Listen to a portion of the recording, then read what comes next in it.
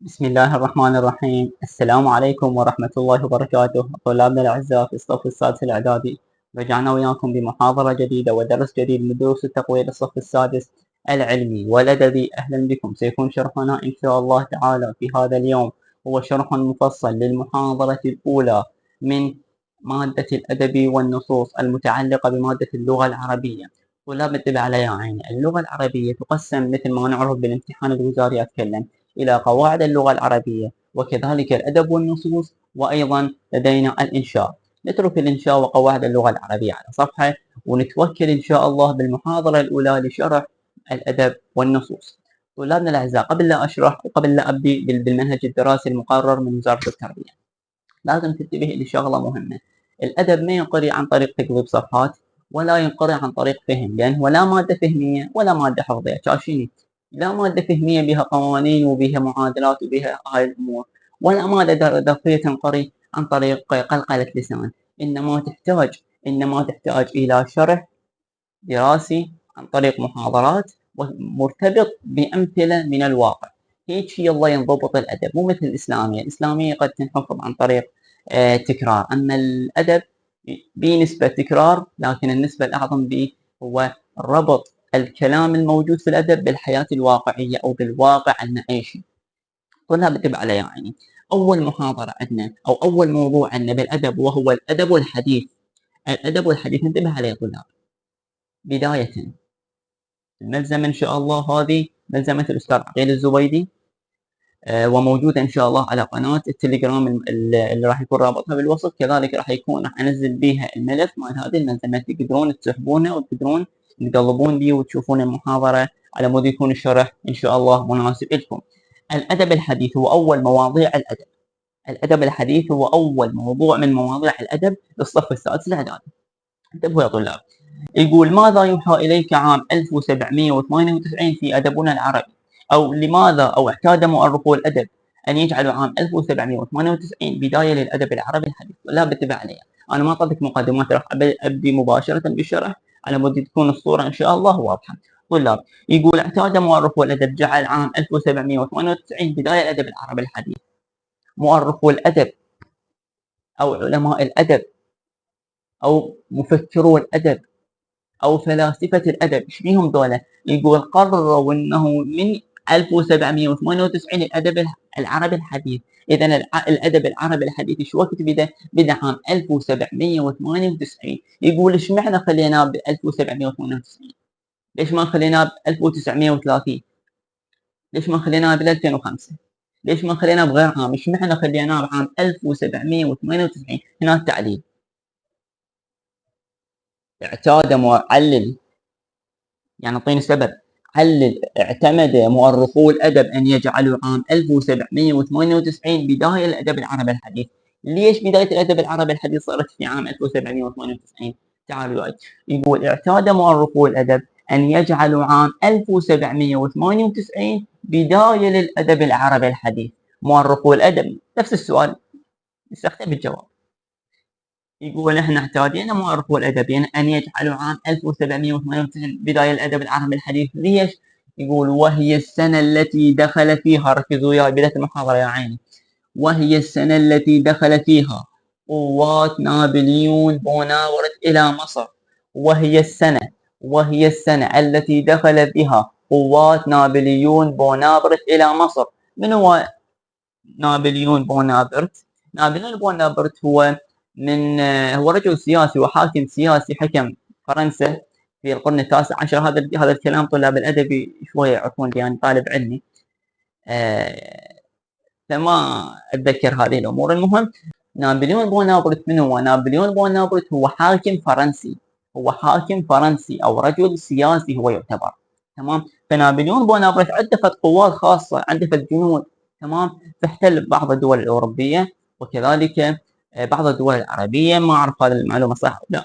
فمن دخل الى مصر في عام 1798، يقول: هي السنه التي دخل فيها قوات نابليون بونابرت الى مصر، فكان ذلك ايقاظا لشعور الانسان العربي بوجوب النهضه في مختلف ميادين حياته الاجتماعيه والسياسيه والحضاريه. كل شيء ما افتهمت، كلامك عبارة عن حكي وأنا كل شيء ما مفتهم من عنده، ركز وياي. ليش خلينا عام 1798 بداية للأدب العربي الحديث؟ إيش معنى بهاي السنة قلنا بدأ الأدب العربي الحديث؟ الأدب العربي الحديث ليش خلينا بهاي السنة؟ يقول لنا بهاي السنة دخل بها قوات نابليون بونابرت إلى مصر، وقلنا قوات نابليون بونابرت أو اختصارا نابليون بونابرت رجل سياسي وعنده جنود، فاحتل دول أوروبية، فأراد أن يحتل مصر بعام 1798. لهذا السبب شنو؟ الأدب العربي الحديث نشأ في عام 1798. التكملة يقول فكان ذلك إيقاظا من بدت قوات نابليون بونابرت تصل إلى مصر.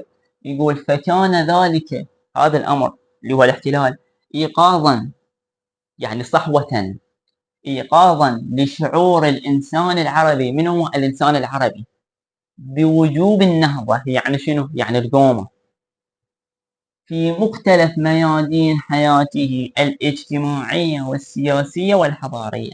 شوية بدأت الصورة توضح، لكن أي الكلام. هسه قلنا ليش بدأ الأدب العربي عام 1798؟ قلت لك إجابة ترى هاي السنة دخل بها قوات نابليون بونابرت مصر. قوات نابليون بونابرت دخلت إلى مصر عام 1798، لذلك شنو؟ بدأ الأدب العربي الحديث. كمل لي، يقول من دخلوا كان ذلك إيقاظا لشعور الإنسان العربي بوجوب النهضة بجميع ميادين حياته الاجتماعية والسياسية والحضارية. فكان ذلك إيقاظا لشعور الإنسان العربي بوجوب النهضة في مختلف ميادين حياته الاجتماعية والسياسية والحضارية. نعيد، فكان ذلك شنو؟ الاحتلال، احتلال مصر، ما رادوا يحتلوا مصر. فكان ذلك الناس اجتمعت، فالناس اجتمعت ايقاظا يعني صحوة، الناس بدأت تصحى انه لازم اني يصير عندي نهضة في مختلف ميادين حياتي، او خبرة في جميع ميادين الحياة الاجتماعية والسياسية والحضارية. نعيد ماذا يوحى اليك عام 1798؟ اقول اللي يوحى الي انه بداية الأدب العربي الحديث صارت في عام 1798. إذا قلت لي ماذا يوحى إلي؟ تمام. بس إذا قلت لي ليش بدأ الأدب العربي عام 1798؟ أقول له لأن بهاي السنة دخل قوات نابليون بونابرت إلى مصر، فكان ذلك إيقاظا لشعور الإنسان العربي بوجوب النهضة في جميع ميادين حياته الاجتماعية والسياسية والحضارية. فكان ذلك إيقاظا. هسه راح نبدي شوية الحفظ والتكرار، لأن قلت لك أنا عندي نسبة من التكرار. فكان ذلك إيقاظا لشعور الإنسان العربي بوجوب النهضة في جميع ميادين حياته الاجتماعية والسياسية والحضارية. فكان ذلك إيقاظا لشعور الإنسان العربي بوجوب النهضة في جميع ميادين حياته الاجتماعية والسياسية والحضارية. فكان ذلك إيقاظا لشعور الإنسان العربي بوجوب النهضة في جميع ميادين حياته الاجتماعية والسياسية والحضارية. فكان ذلك إيقاظا لشعور الإنسان العربي بوجوب النهضة في جميع ميادين حياته الاجتماعية والسياسية والحضارية. ماذا يوحى إليك عام 1798 بداية الأدب العربي الحديث؟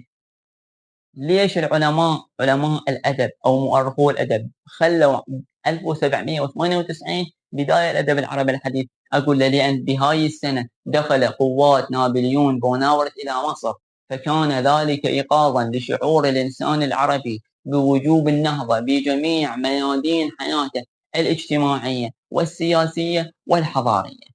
تمام، ان شاء الله تكون الوضعيه تمام. هنا أنا ما اعرف اذا قصرت او لا. فكان ذلك ايقاظا لشعور الانسان العربي، يعني الانسان العربي هنا اتخذ قرار انه انا لازم اقوم، لازم اصحى، لازم اقوم على حالي على مود يصير عندي فد نهضه او فد صحوه الضمير او فد تعلم بجميع ميادين الحياه الاجتماعيه والسياسيه والحضاريه. مثل ما تعرفون، على مود ما اعطي هذا السؤال، مثل ما تعرفون المحتل يدور زله على هاي الارض اللي يريد يحتلها. فذولا ليش نهضوا؟ ليش يريدون يصير عندهم خبره بجميع ميادين الحياه؟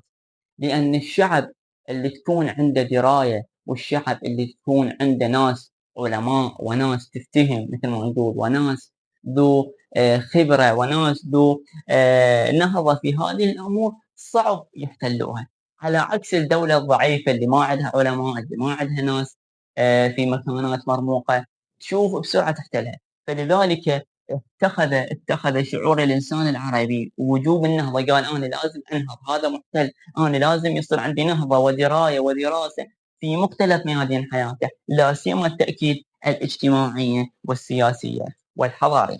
يقول متى بدأ الأدب العربي الحديث؟ تونا قلنا عام 1000 وما أعرف ما بين أولا، قلنا في عام 1798 بداية الأدب العربي الحديث.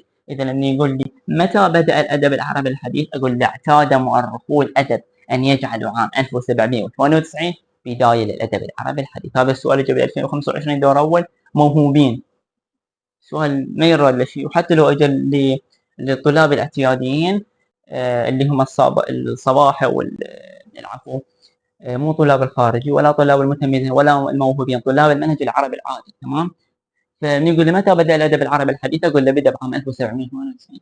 تريد تضيف حبشتلات توابل ما أدري شلون، تقول له اعتاد مؤرخو الأدب نجعله عام 1798 بداية الأدب العربي الحديث.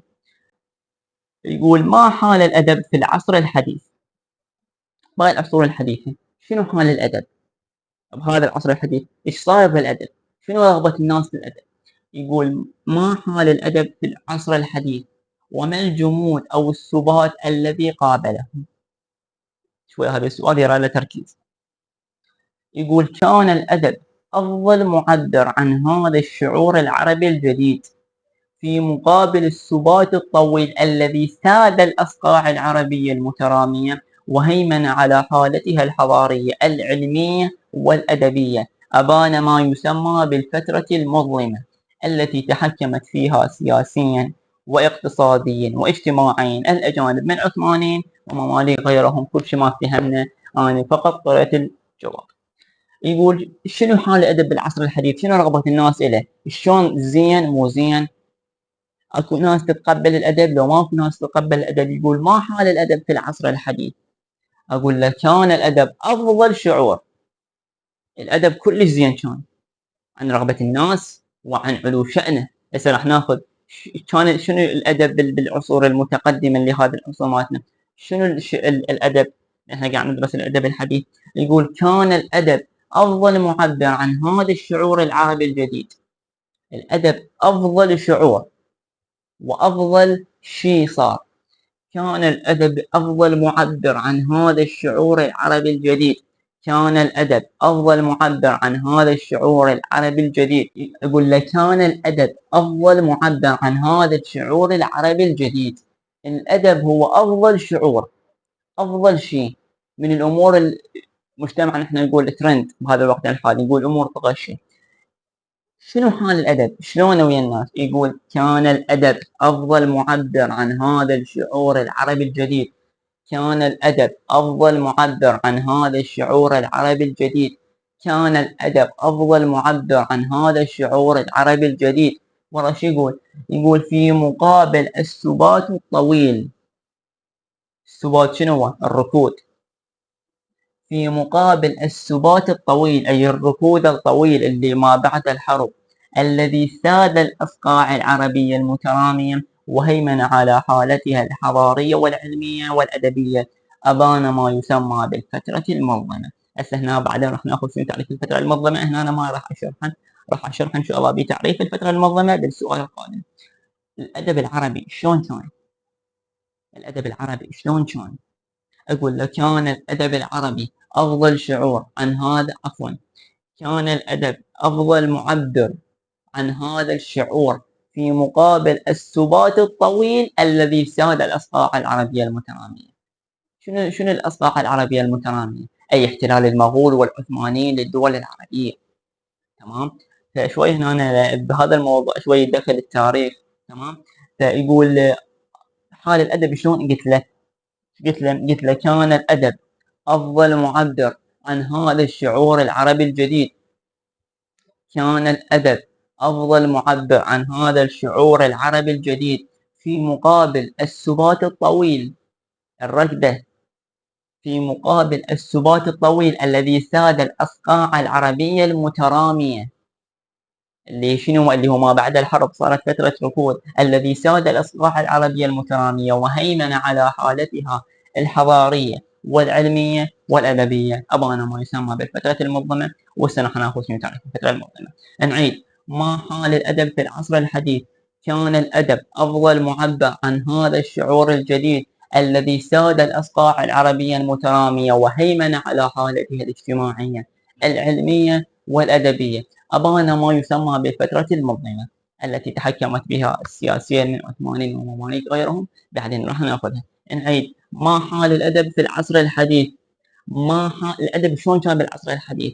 يقول: كان الأدب أفضل شعور في مقابل السبات الطويل، عفوا، كان الأدب أفضل معبر عن هذا الشعور الجديد في مقابل السبات الطويل الذي ساد الأصقاع العربية المتعامية وهيمن على حالته الاجتماعية العلمية والأدبية، أبان ما يسمى بالفترة المظلمة التي تحكمت بها سياسيين من عثمانيين ومماليك غيرهم. العيد: شنو كان الأدب؟ كان الأدب أفضل معبر عن هذا الشعور الجديد الذي ساد الأصقاع العربية المترامية وهيمن على حالتها الاجتماعية العلمية والأدبية، أبان ما يسمى بالفترة المظلمة. شنو كان أفضل شعور؟ كان الأدب أفضل معبر عن هذا الشعور العربي الجديد في مقابل السبات الطويل، الركدة الطويلة التي ساد الأصقاع العربية المترامية وهيمن على حالته الاجتماعية العلمية والأدبية، بان ما يسمى بالفترة المظلمة. أتمنى يكون الكلام واضح. شنو حال الأدب العربي؟ قلنا كان الأدب ما بين كان الأدب أفضل معبر عن هذا الشعور العربي الجديد في مقابل السبات الطويل الذي ساد الأصقاع العربية المتعامية وهيمن على حالتها الحضارية والعلمية والأدبية، أبان ما يسمى بالفترة المظلمة. تمام. الأصقاع العربية المترامية: احتلال المغول والعثمانيين للدول العربية وإضعافها. تمام. لذلك المؤرخون ايش خلوها الفترة المظلمة؟ هذه سؤال للاطلاع هيك مجرد يعني على مود تفتهم الوضع. يقول: شنو هي الفترة المظلمة؟ مرت بالأدب العربي فترة مظلمة. شنو هي الفترة المظلمة؟ يقول: هي الفترة التي تحكم فيها سياسيا، هذا أول نقطة، سياسيا واقتصاديا، ثاني نقطة، واجتماعيا، ثالث نقطة، الأجانب من عثمانيين ومماليك غيرهم. الأجانب من دخلوا للأدب العربي، عفوا من دخلوا للدول العربية، حاولوا يتحكمون سياسيا واقتصاديا واجتماعيا. سياسيا يغيرون السياسات اللي تصير بهذا البلد العربي، وكذلك اقتصاديا يضعفون اقتصاد هذه الدولة، وكذلك اجتماعيا العلاقات الاجتماعية وغير هذه الأمور يضعفوها. فهاي الفترة المظلمة بسبب الأحداث اللي صارت بها سموها بالفترة المظلمة. هي الفترة التي تحكم فيها سياسيا واقتصاديا واجتماعيا الأجانب من عثمانيين ومماليك غيرهم. هي الفترة التي تحكم فيها سياسيا، هاي الفترة تحكموا بها الأجانب. طب هاي الفترة الأجانب تحكموا بها، فنقول هي الفترة التي تحكم فيها سياسيا واقتصاديا واجتماعيا من هم؟ الأجانب من عثمانيين ومماليك غيرهم. إذا شنو هي الفترة المنظمة؟ هي الفترة التي تحكم فيها سياسيا واقتصاديا واجتماعيا الأجانب من عثمانيين ومماليك غيرهم. هي الفترة التي تحكم فيها سياسيا واجتماعيا وكذلك اقتصاديا الأجانب من عثمانيين ومماليك غيرهم. هاي الفترة ليش سمت الفترة المنظمة؟ لأن كان فيها شلون نقول وضع حصار، فترة تحكم فيها الأجانب بمن؟ بالسياسات الدول العربية اقتصاديا واجتماعيا وسياسيا. نعيدها: شنو الفترة المظلمة؟ هي الفترة التي تحكم فيها الأجانب من عثمانيين ومماليك غيرهم سياسيا واقتصاديا واجتماعيا. أقدر أقول هذا الكلام؟ أكيد كذلك أيضا صحيح. ما الذي ساعد في ظهور جيل الإحياء؟ نشأ جيل من الشعراء والأدباء سموهم جيل الإحياء. مو الأحياء، احنا عندنا أدب لغة عربية، ما عندنا أحياء. الإحياء يعني اللي أحيوا، اللي يحيي فد شغلة. ما الذي ساعد في ظهور جيل الإحياء؟ أو هل تفاعل العرب مع المعطيات الحضارية الجديدة؟ السؤال هذا، هل تفاعل العرب مع المعطيات الحضارية الجديدة؟ اجى بال 2023. تمام. دور ثالث، إحيائي وتطبيقي خاص صلاح الدين. المهم بهذا السؤال اجى بالامتحان الوزاري. يقول هل تفاعل العرب مع المعطيات الحضارية الجديدة؟ يقول قد تفاعل العرب، قد تفاعل العرب، ركزوا وياي، قد تفاعل العرب مع المعطيات الحضارية الجديدة، قد تفاعل العرب مع المعطيات الحضارية الجديدة، فكان لانتشار المطابع والصحافة أو المطابع والصحف أبلغ الأثر في نهضة الحياة الثقافية الأدبية. نعيد، يقول لك العرب تفاعلوا ويا المعطيات الحضارية الجديدة. هذه المعطيات الحضارية هاي احنا مو قلنا نهضة الحياة الثقافية؟ احنا مو قلنا نهضة الحياة الثقافية؟ العرب تفاعلوا ويا هذه الامور لو ما تفاعلوا؟ اقول له نعم، قد تفاعل العرب مع المعطيات الحضارية الجديدة، قد تفاعل العرب مع المعطيات الحضارية الجديدة، قد تفاعل العرب مع المعطيات الحضارية الجديدة، قد تفاعل العرب مع المعطيات الحضارية الجديدة، فكان لانتشار المطابع والصحف، بدأت تنشأ المطابع والصحف والمجلات وإلى آخره. قد تفاعل العرب مع المعطيات الحضارية الجديدة، فكان لانتشار المطابع والصحافة أبلغ الأثر في نهضة الحياة الثقافية الأدبية. شنو كان له أثر عظيم في نهضة الحياة الثقافية والأدبية؟ انتشار المطابع والصحف. خاف يجي سؤال. تمام. إذا نقول له قد تفاعل العرب مع المعطيات الحضارية الجديدة، فكان لانتشار المطابع والصحف أبلغ الأثر في نهضة الحياة الثقافية الأدبية. قد تفاعل العرب مع المعطيات الحضارية الجديدة، فكان لانتشار المطابع والصحافة أبلغ الأثر في نهضة الحياة الثقافية والأدبية. قد تفاعل العرب مع المعطيات الحضارية الجديدة، قد تفاعل العرب مع المعطيات الحضارية الجديدة، قد تفاعل العرب مع المعطيات الحضارية الجديدة، فكان لانتشار المطابع والصحافة أبلغ الأثر في نهضة الحياة الثقافية والأدبية. قد تفاعل العرب مع المعطيات الحضارية الجديدة، فكان لانتشار المطابع والصحف أبلغ الأثر في نهضة الحياة الثقافية والأدبية. قد تفاعل العرب مع المعطيات الحضارية الجديدة، فكان لانتشار المطابع والصحف أبلغ الأثر في نهضة الحياة الثقافية والأدبية.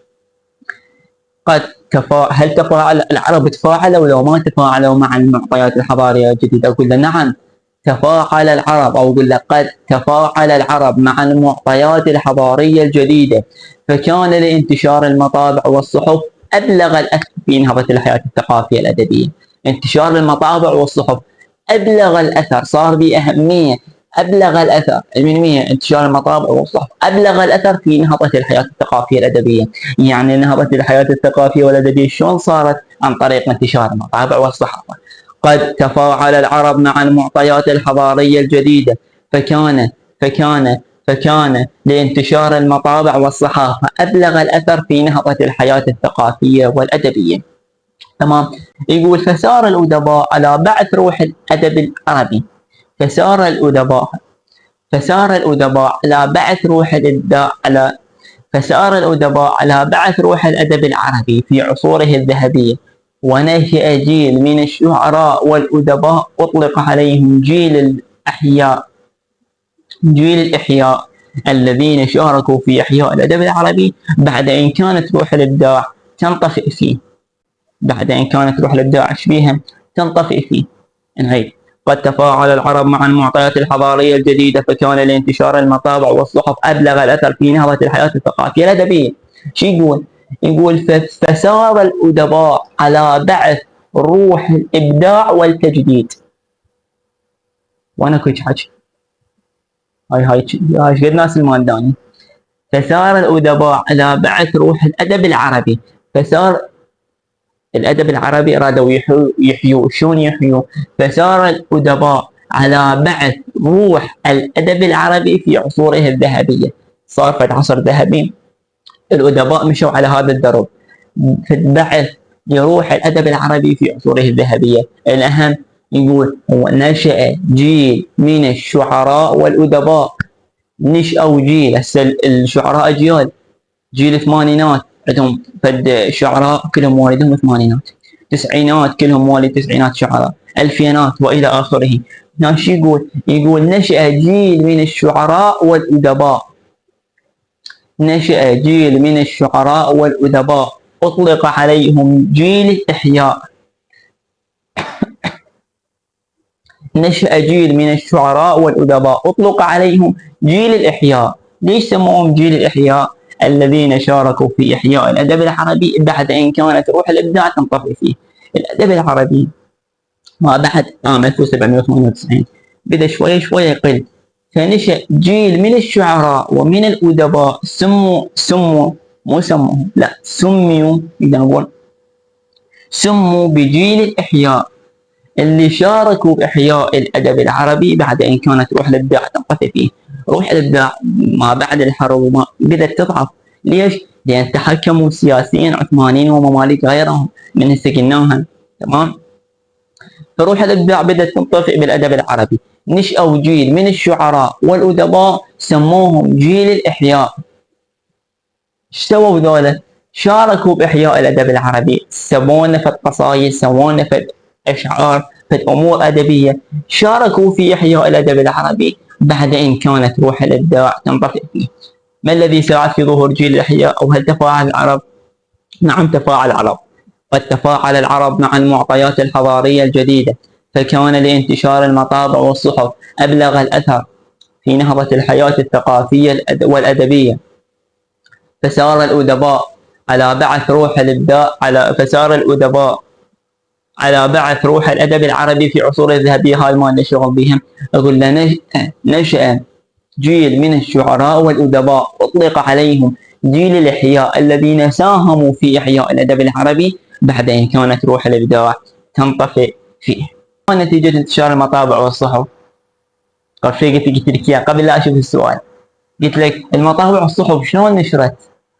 فكر بيها. لأن بانتشار المطابع والصحافة أبلغ الأثر في نهضة الحياة الثقافية الأدبية. إذا انتشار المطابع والصحف شنو نتيجتها؟ شنو نتيجة انتشار المطابع والصحف؟ أقول لا، كان لانتشار المطابع والصحف أبلغ الأثر في نهضة الحياة الثقافية الأدبية.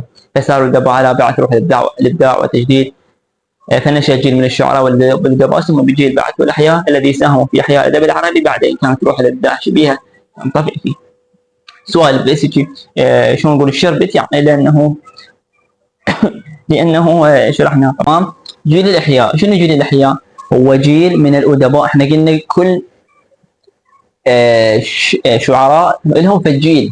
جيل الثمانينات ذولا جيل مال الشعراء، جيل التسعينات ذولا هم جيل مال الشعراء، جيل الألفينات هذول هم جيل مال الشعراء. يقول جيل الإحياء شنو ذولا؟ أقول له هو جيل من الأدباء والشعراء، اجتمعوا بأدباء وشعراء. هو جيل من الأدباء والشعراء شاركوا في إحياء الأدب العربي بعد أن كانت روح الإبداع تنطفئ فيه. آخر سطر من السؤال السابق نفسه نصا. شنو جيل الإحياء؟ هو جيل من الأدباء والشعراء، هو جيل من الأدباء والشعراء، هو جيل من الأدباء والشعراء شاركوا في إحياء الأدب العربي. هو جيل من الشعراء والأدباء شاركوا في إحياء الأدب العربي بعد أن كانت روح الإبداع تنطفئ فيه. هو جيل من الأدباء والشعراء شاركوا في إحياء الأدب العربي بعد أن كانت روح الإبداع تنطفئ فيه. تمام؟ إذا شنو جيل الإحياء؟ هو جيل من الشعراء والأدباء ساهموا أو شاركوا في إحياء الأدب العربي بعد أن كانت روح الإبداع تنطفئ فيه. كيف دخلت الأجناس والأنواع الأدبية الوافدة؟ الأنواع الأدبية شلون دخلت؟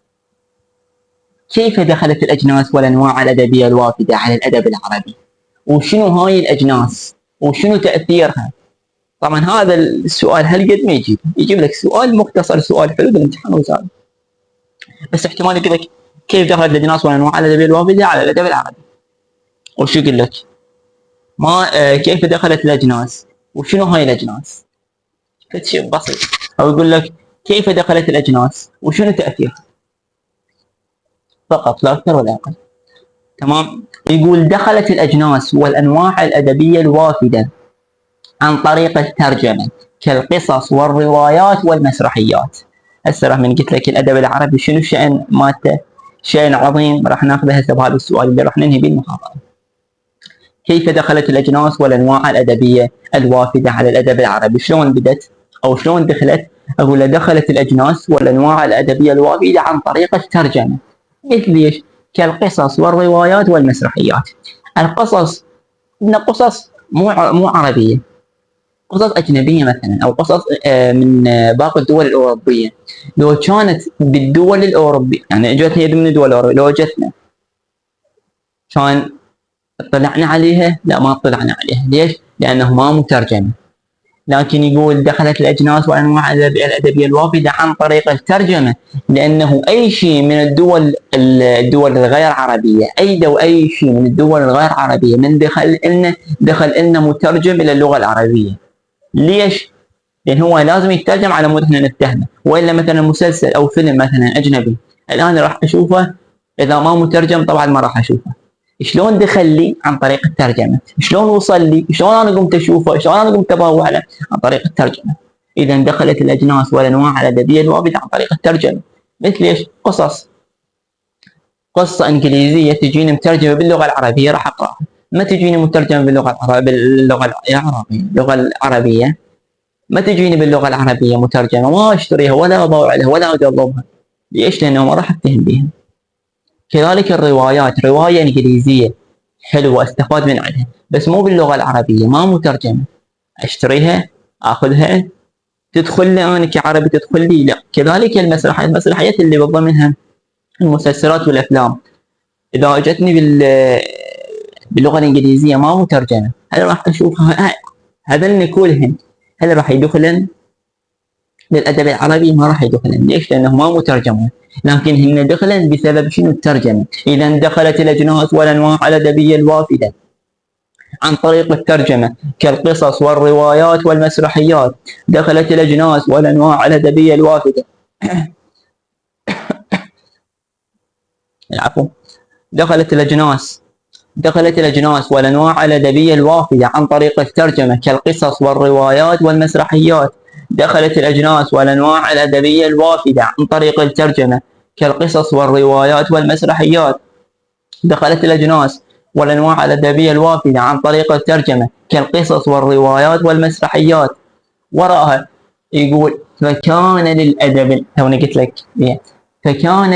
العربي الحديث شأن عظيم في عالم اليوم بين مختلف الأمم، فنشأت حركة الشعر الجديدة المسمى بالشعر الحر.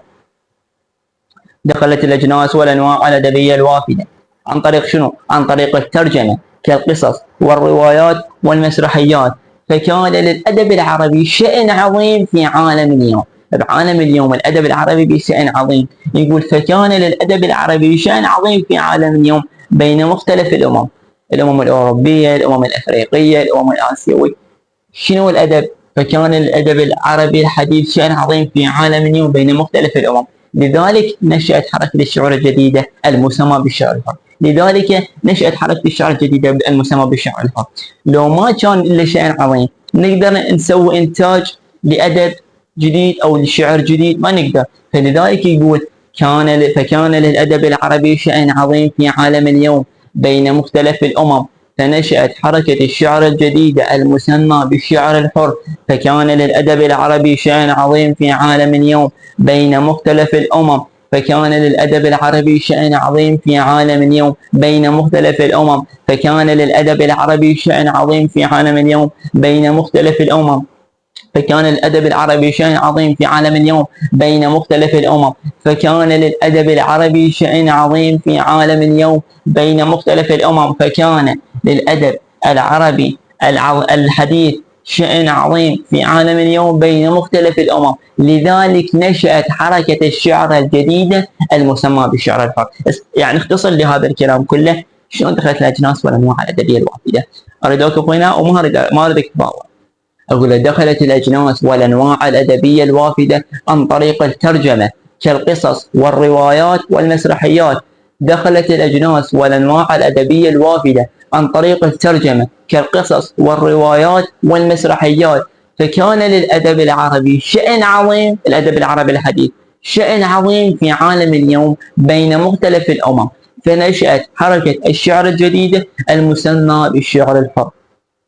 دخلت الأجناس والأنواع الأدبية الوافدة عن طريق شنو؟ وأنا مغمض أقولها. دخلت الأجناس والأنواع الأدبية الوافدة بدون ما بهوى عن طريق الترجمة. عن طريق شنو؟ عن طريق الترجمة كالقصص والروايات والمسرحيات. فكان الأدب العربي الحديث شأن عظيم في عالم اليوم بين مختلف الأمم. لذلك نشأت حركة الشعر الجديدة المسمى بالشعر الحر.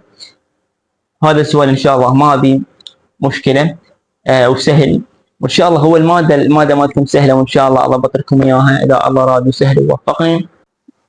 وصلنا طلاب الى الشعر الحديث. ما راح احضر محاضره اليوم لان تصوير الفيديو ساعتقد يعني شارف على 40 دقيقه.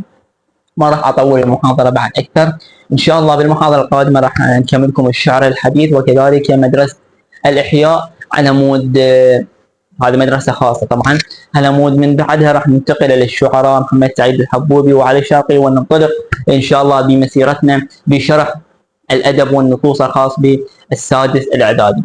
إيش أخذنا اليوم؟ أخذنا الأدب الحديث، شرحناه فصلناه. إذا حاول الموضوع أو السؤال اللي ما فهمته تعيده مرة ثانية وثالثة.